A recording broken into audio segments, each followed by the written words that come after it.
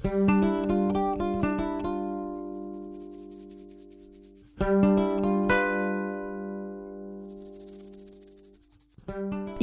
dia iray amin'ireo faritra lonaka indrindra eto Madagasikara noho ny fisian'ireo tany volkanika maro.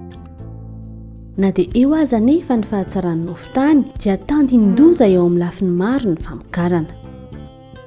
Isan'ireo vato misakana ireo mpamokatra tsy ho matianina eo amin'ny sehatry ny fambolena, ny tsy fisian'ny rafitra izay misahana ireo fiofanana ara-pambolena sy ny tsy fisian'ny rafitra mpitan-tsoroka. Sarotra ny mandravitra ireo politika eny fotony hiarahana amin'ireo mpamboly. Izany no antony tsy mahampy ny fiheverana ireo olan'ny fambolena ao anatin'ny paikady amin'ny fampandrosoana ny tontolo ambanivohitra. Miraviravin-tanana ireo mpamokatra manoloana ireo olana misy eo amin'ny fambolena toy ny fikaofan'ny rikan'ny nofotany izay miteraka ny fiainan'ny tany azo volena. Manoloana izany zava-misy rehetra izany, ny tetikasa mahavitra dia mitondra vahaolana mba ahamatianina ny famokarana ara-pambolena ho an'ny faritra Itasy. Sur l'aspect professionnalisation de l'agriculture en Itasy, ce sont des formations mise en place de paysans relais que nous appelons des maîtres exploitants. Ce sont des paysans qui ont été identifiés au niveau de leur localité. L'objectif étant de mettre à disposition de manière localisée des compétences techniques qui peuvent aider les producteurs dans l'amélioration de leur agriculture. Tantsampamboly eo amin'ny commune misy 12 eo anivon'ny faritra Itasy ankehitriny no misitraka izany fametrahana maître exploitant izany vokatry ny tohana azo avy amin'ny tetikasa mahavitra. Miisa 5 ireo dingana arahana amin'izany. Voalohany, manentana ny mponina rehetra ao amin'ny tanàna iray voatondro ireo teknisianina avy amin'ny tetikasa mba hiatrika fiofanana ara-pambolena izay azo ampiarina avy hatrany. Faharoa manarak'izany, ao aorian'ny fiofanana izay arahana fampiarana dia misy ny fanjohiana izay totosain'ireo teknisianina amin'ny fampiarana ireo teknika. Mandritra io fiofanana io no hitsiliana sahady ireo mpandray anjara tena mazoto mampiatra ireo teknika ka mety ho lasa maître exploitant. Miisa 8 ireo fepetra fenoana mba ahafahana misafidy azy ireo. Nanao fampiarana ireo teknika nianarana mandritra ny fiofanana natao ho an'ny olon-drehetra, ny fitsonjovana ny fandrakofana ireo faritra, ny fananana fotoana ahafahana hanaraka ireo fiofanana sy ampiofana ireo tantsampamokatra hafa, ny faharesen-dahatra sy ny fahavononana ampita ireo fahalalana azony, ny fahaizana mamaky teny sy manoratra, ny fahavitriana, tsy manana olana eo anivon'ny fiarahamonina, ary farany atao izay ampitovy isa ireo lehilahy sy ireo vehivavy ho safidiana ho lasa maître exploitant.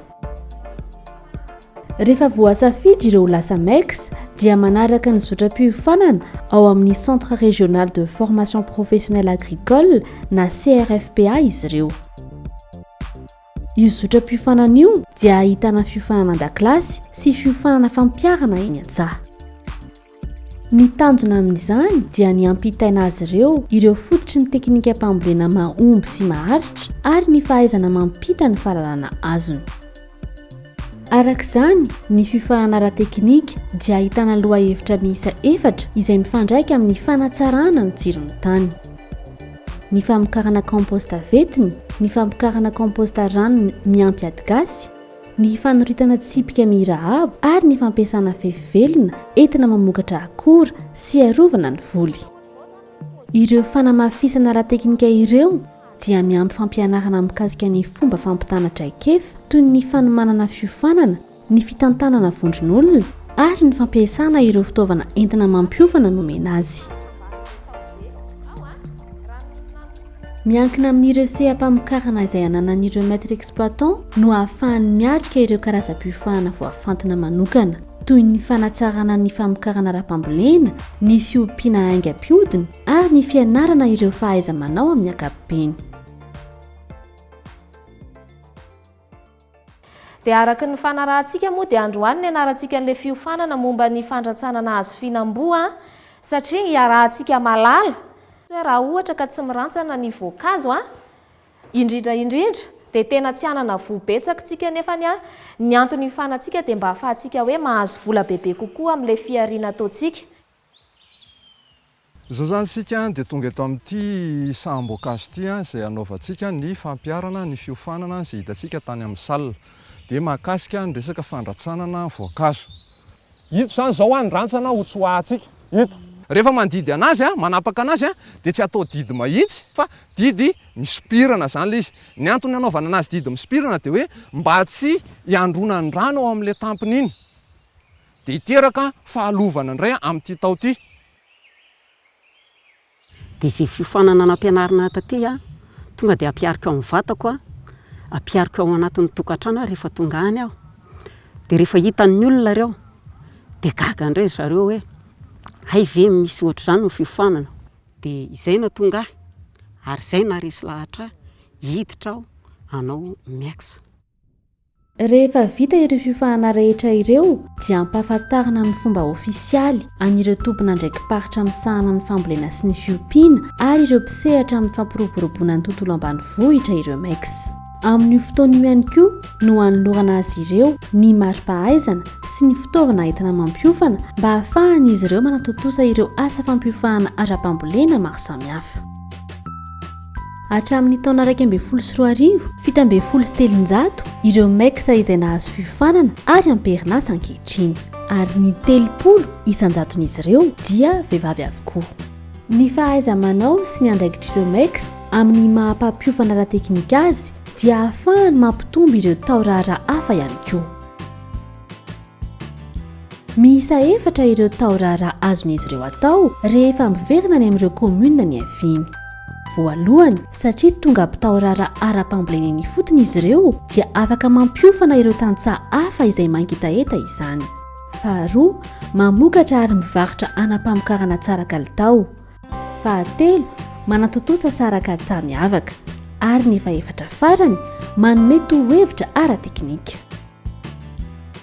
Ireo tantsaha miara-monina amin'ireo MEX izay liana amin'ny fampiasana teknika mpambolena sy fiompiana vaovao dia lasa zanaka. Noho ny fisian'ireo tolotra omen'ireo MEX dia afaka mampivoatra ireo fomba famokarany eo amin'ny lafin'ny fambolena ireo zanaka ireo.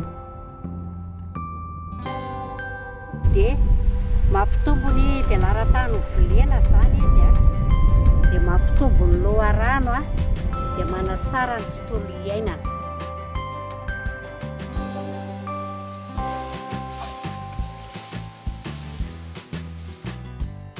Teo amin'ireo mpianampy ireo zany izay misy 7 dia 1 amin'ireo zany dia efa mampihatra ny zavatra niofanana daholo ary hita fa niova mihitsy ny fambolena sy ny farim-piainana. Ny sasany amin'ireo taorara ataon'ireo MEX ho an'ireo zanaka dia misy sarany. Fidiram-bola ambony no an'ireo MEX izany.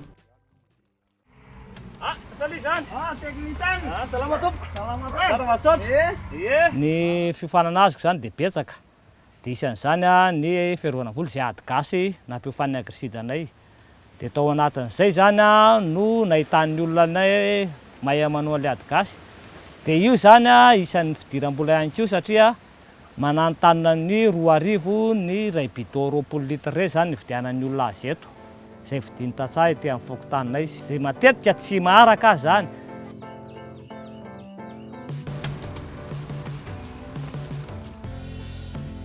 Isa-taona zany zay dia mamokatra hazo fihinam-boa. Tafiditra ao zany hazo fihinam-boa miodikodiny eo amin'ny 7 alina eo zany tokony tsy ho latsaka. Fa ny hazo ala zany miakatrakatra any amin'ny 2 hetsy mahery ihany 5 alina sy 2 hetsy. Amin'ny ankapobeny zany le olona mividy zany misy aloha manodidina fa misy olona lavilavitra be mihitsy, misy olon-tsotra zany maka dia misy koa 11 maka eto aminay. Dia ny ankoatran'ny 11 zany dia olona mpanambola. Ohatra hoe misy mpitondra fanjakana zany, reny zany maka mamboly be dia be mihitsy koa reny. Dia misy koa hoe tompona orinasa any Antananarivo reny. Ny vidiny aloha zany atao mirary.